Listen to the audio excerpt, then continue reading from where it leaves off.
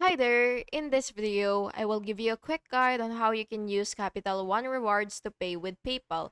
So please listen carefully to each step that I will be explaining because I will describe everything clearly so you can follow along. Before starting, make sure that you have the correct version that supports this feature and that your country supports this. After logging in, of course, what you will have to do is go to the rewards, or it could show as credit card rewards or just rewards. So it really depends on your website. So once you see your reward section, what you will have to do is basically just select PayPal as the redemption option.